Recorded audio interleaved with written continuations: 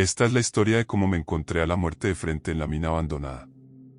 Por esa época, la mala suerte me seguía los pasos como una sombra que se alargaba con el caer del sol. No tenía escapatoria. Me habían dado un ultimátum: si no conseguía el dinero en 48 horas, me harían un corte limpio en la garganta y mi cuerpo terminaría flotando en algún río lodoso. No era una amenaza vacía, lo sabía. Conocía la clase de hombres con los que me había metido. Gente que no juega, que no olvida, que no perdona.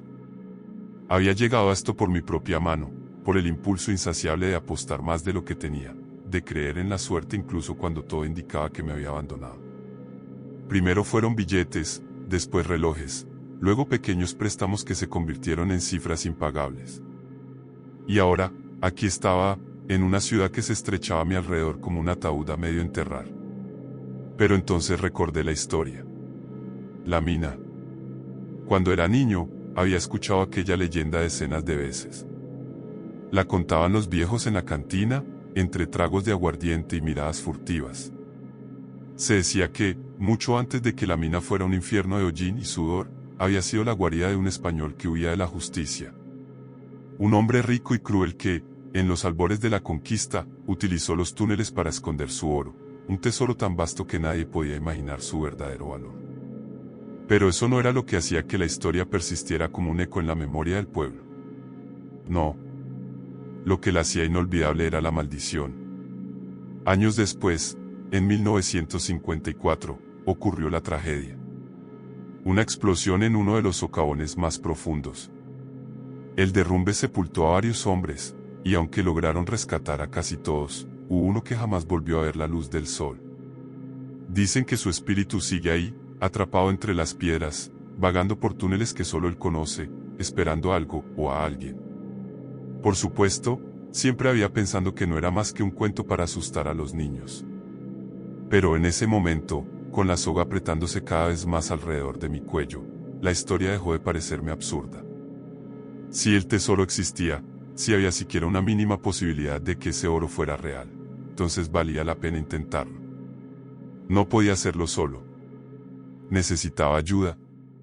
Mis dos amigos de la infancia, Héctor y Ramiro, eran los únicos en quienes podía confiar. No los veía desde hacía años, pero cuando aparecí en sus puertas, los encontré igual que siempre, con las mismas miradas cansadas y los mismos rostros curtidos por una vida que nunca nos dio demasiadas opciones. Les hablé del tesoro, les conté la historia con la urgencia de un hombre que ya siente la tierra fría bajo sus pies. Se rieron, al principio. Claro que lo hicieron. Me dijeron que estaba loco, que si nadie había encontrado nada en 70 años, ¿por qué nosotros habríamos de hacerlo? Pero cuando mencioné el peligro en el que me encontraba, la risa desapareció de sus bocas. Al final, aceptaron. No porque creyeran en la historia, sino porque no podían dejarme solo en esto. No después de todo lo que habíamos vivido juntos. Así que esa misma noche, con linternas, cuerdas y algunas herramientas viejas, emprendimos el camino hacia la mina. El aire estaba denso, impregnado de humedad y el lejano olor a tierra removida. La entrada de la mina nos recibió como una boca negra y hambrienta, y por un instante, sentí que algo me observaba desde el interior, un vacío inerte pero expectante, como si supiera que veníamos. No dije nada. Encendimos las linternas y dimos el primer paso dentro. No volvimos a ver la luna. La oscuridad nos tragó sin vacilar, envolviéndonos en un silencio que parecía más denso que el propio aire viciado de la mina. Lo primero que sentí al cruzar la entrada fue la humedad pegándose a mi piel como un sudario helado. El aire estaba impregnado de un olor terroso y metálico, una mezcla de polvo antiguo y óxido rancio que se adhería a la lengua con cada respiración. En algún punto de mi mente, una voz me decía que esto no estaba bien, que ningún tesoro podía justificar la sensación de vacío que se abría a nuestro alrededor como un pozo sin fondo.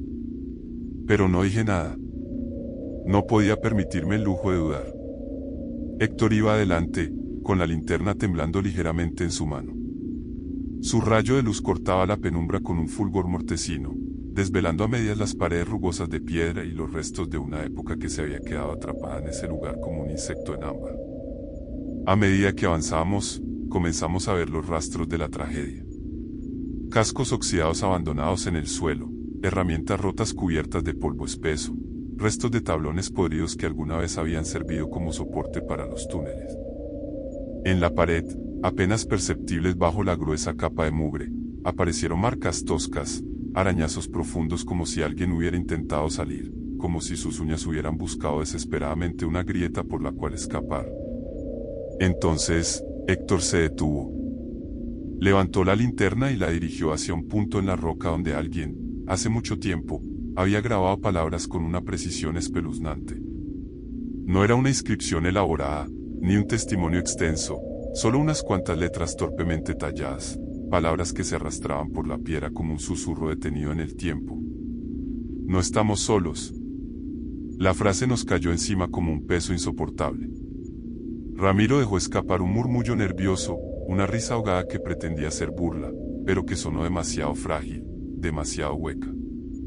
Me dijo que probablemente algún minero había querido asustar a los curiosos, que la gente del pueblo adoraba esas cosas, que todo era un maldito chiste. Pero su voz no tenía convicción, y cuando su linterna parpadeó, por un instante pude ver la tensión en su mandíbula. Seguimos avanzando. El aire se hizo más pesado, más denso, como si cada paso nos arrastrara más y más a las entrañas de algo vivo y dormido. Las paredes comenzaron a estrecharse y los túneles a enredarse en direcciones que no parecían seguir ninguna lógica. A veces, nos encontrábamos de vuelta en lugares por los que ya habíamos pasado, pero que ahora parecían distintos, más oscuros, más asfixiantes. Y entonces comenzaron los sonidos. Primero fueron golpes en la roca, lejanos, apagados, como si algo estuviera golpeando la piedra desde el otro lado. Pausados al inicio, pero poco a poco más insistentes, más definidos. Intentamos ignorarlos, atribuirlos a la estructura inestable de la mina, al eco, a lo que fuera que nos permitiera mantener la razón. Pero entonces vinieron los murmullos. Al principio eran apenas un roce en el oído, una vibración tenue en la brisa helada del túnel. Luego fueron palabras, frases incompletas en un susurro que se colaba entre los huecos de la piedra. No las entendíamos del todo, pero estaban ahí, reptando a nuestro alrededor, deslizando su aliento helado en nuestra piel. Ramiro maldijo en voz baja y nos apresuramos. Y entonces la luz murió. No fue un parpadeo, no fue una falla momentánea en nuestras linternas. Fue como si la oscuridad hubiera cobrado vida y nos hubiera envuelto en un abismo absoluto. Los tres nos quedamos quietos, con la respiración contenida, con los latidos golpeándonos el pecho como si quisieran salir. Fue en ese momento cuando lo entendimos. Nos habíamos perdido. Ramiro intentó mantener la calma, dijo que solo necesitábamos encontrar las marcas de las paredes, que bastaba conseguir el rastro de nuestra propia entrada. Héctor, sin embargo, no respondió. Sus ojos estaban clavados en la nada, como si escuchara algo que nosotros no podíamos percibir, como si algo lo llamara desde la oscuridad más profunda del túnel. Fue ahí cuando lo vi. No sé si fue mi mente, si fue el pánico, si fue la presión aplastando mis sentidos hasta confundirlos con visiones. Pero lo vi. Una figura, apenas una sombra, un contorno entre las tinieblas. Un casco torcido, una silueta deforme y harapienta. No se movía, no avanzaba. Solo estaba ahí, esperando. Y cuando parpadeé, había desaparecido. No dije nada. No quería que pensaran que me estaba volviendo loco. Pero entonces los golpes regresaron, esta vez más cerca. Esta vez, justo detrás de nosotros. No sé cuánto tiempo pasamos errando en la oscuridad. La noción del tiempo se disolvía en el peso del aire, en el crujido de la grava bajo nuestros pies, en el sonido cada vez más insistente de algo que nos seguía. No lo hablábamos, pero lo sentíamos. Una presencia densa, acechante, siempre al borde de nuestra visión, en los rincones donde la luz de las linternas no llegaba del todo. Fue entonces cuando encontramos el campamento.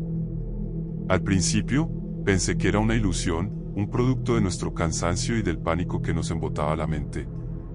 Pero estaba ahí, a unos metros de nosotros, un espacio amplio donde el techo de roca se alzaba más alto y los restos de una antigua instalación minera yacían olvidados bajo décadas de polvo y humedad. Había mesas corroídas por el óxido, barriles podridos que se deshacían con el roce de los dedos, linternas rotas esparcidas como los huesos de un cadáver olvidado. Un antiguo tablón de anuncios se alzaba contra la pared con papeles descoloridos y carcomidos, donde se alcanzaban a leer fragmentos de órdenes, nombres de mineros, advertencias de seguridad que ya no importaban. Pero lo peor fueron los cascos. Había decenas de ellos, apilados en un rincón, algunos con las correas deshilachadas, otros con los vidrios de sus lámparas estallados como ojos vacíos. Y, entre ellos, una cosa más. Unos guantes de minero aún cubiertos de restos oscuros, manchas secas que la edad no había conseguido borrar del todo. Héctor dijo algo sobre cómo aquello debía haber sido usado por los rescatistas cuando intentaron sacar a los atrapados en la tragedia de hace 70 años. Ramiro, sin embargo, no dijo nada. Lo vi alejarse un poco, iluminando con su linterna los rincones del campamento, los huecos entre las rocas, los recovecos donde la luz moría antes de tocar nada.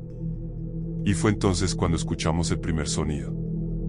No fue un golpe como los de antes, ni un susurro perdido en la penumbra.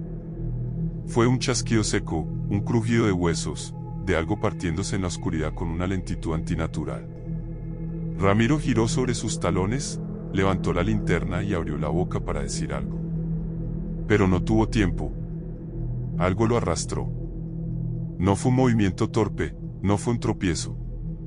Fue una fuerza que lo tomó y lo arrebató de nuestra vista en un instante.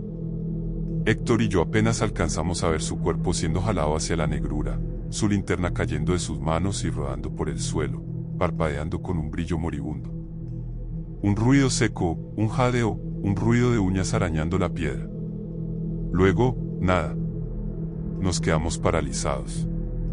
Héctor comenzó a llamarlo con la voz quebrada por el miedo, sus palabras temblaban en el aire denso y no encontraron respuesta.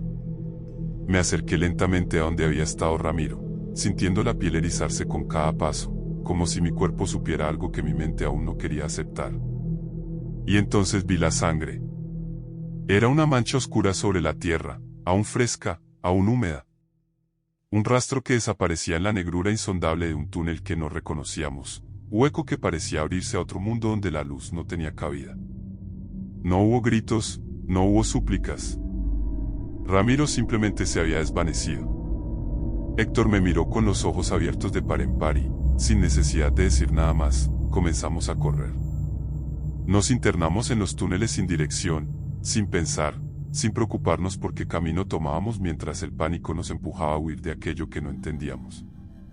Sentíamos su presencia detrás de nosotros, deslizándose entre las sombras, respirándonos en la nuca sin que pudiéramos verlo del todo. Y entonces, lo vimos.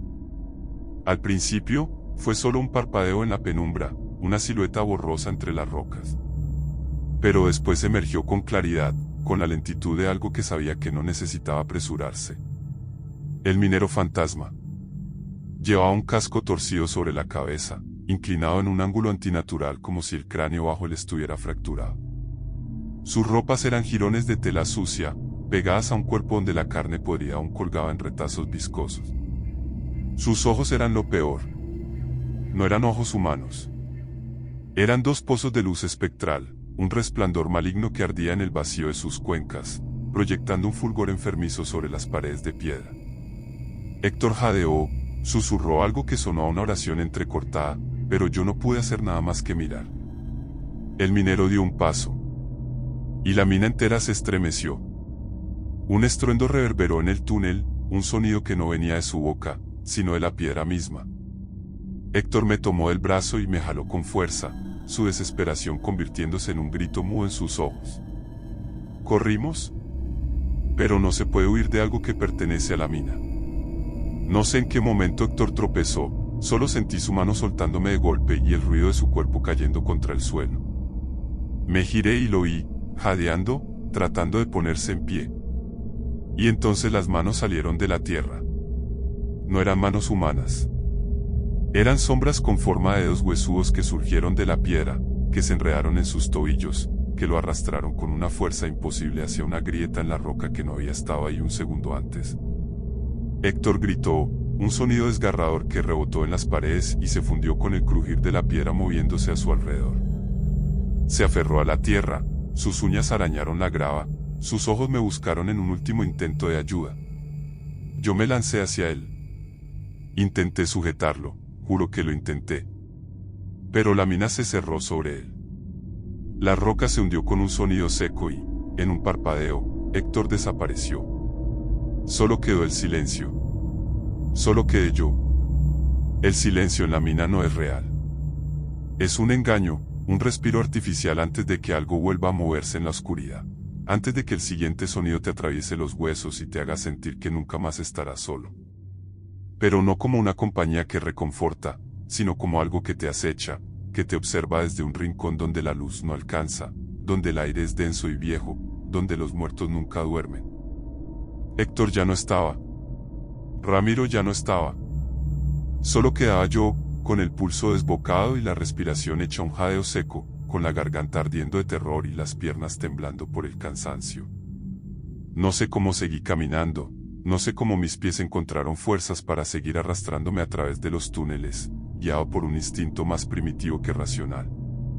Todo lo que importaba era avanzar, seguir moviéndome, encontrar algo, cualquier cosa, antes de que el minero volviera por mí. Y entonces, la vi. La caverna se abrió ante mí con una vastedad imposible, una bóveda de piedra que se extendía como la boca de una bestia dormida, con las estalactitas goteando humedad desde lo alto y el suelo cubierto de polvo espeso y pisadas antiguas. Y en el centro, entre los escombros y los restos oxidados de la mina, estaba el cofre. Era real. No la leyenda, no la fantasía de borrachos que hablaban de tesoros ocultos en los socavones de la muerte.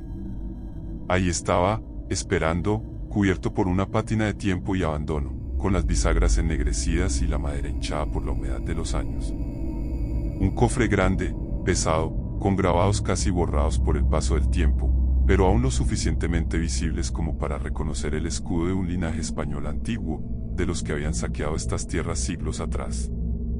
Me acerqué con el cuerpo en tensión, esperando que en cualquier momento algo surgiera de la oscuridad, que unas manos surgieran del suelo como lo hicieron con Héctor, que una sombra apareciera atrás de mí para llevarme a la nada. Pero nada pasó. Mis dedos temblaban cuando levanté la tapa. Y ahí estaba el oro.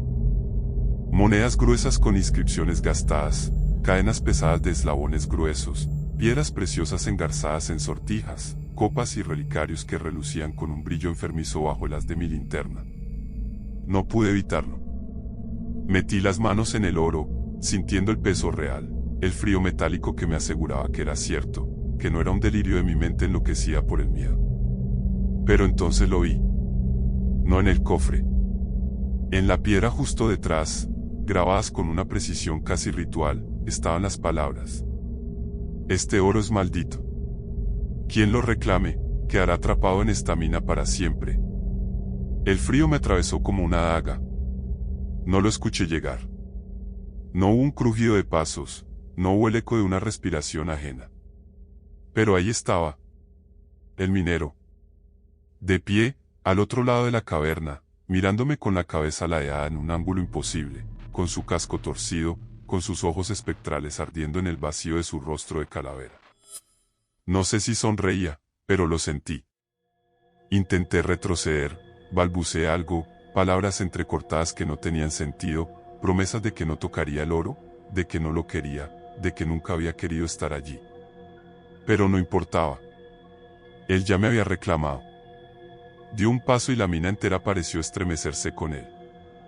La piedra vibró, los túneles gimieron con un sonido grave y profundo, y las sombras se alargaron como si se estuvieran tragando la poca luz que quedaba. Grité. No sé qué grité. No sé si era un ruego, una súplica o simplemente el último vestigio de cordura escapando de mí. Pero grité. Intenté correr, pero no había salida. Las rocas comenzaron a derrumbarse a mi alrededor. La caverna tembló con la furia de un lugar que se cerraba sobre sí mismo. Vi el oro desparramarse en el suelo, vi las monedas rodar en todas direcciones como si el mismo metal se burlara de mi destino. Y luego sentí las manos. No sé cuántas fueron. No sé si eran reales o si la mina misma me estaba devorando. Pero me aferraron. Dedos fríos, huesudos, manos sin carne que se cerraron en mis brazos, en mis piernas, en mi cuello. Y el minero me miró, con esa luz espectral en sus ojos vacíos, con la quietud de algo que había esperado demasiado tiempo para esto. La última cosa que recuerdo es el sonido de mi propia voz convirtiéndose en un eco lejano, en un grito que se perdió en las profundidades, tragado por la oscuridad para nunca ser escuchado otra vez. Luego, todo se apagó,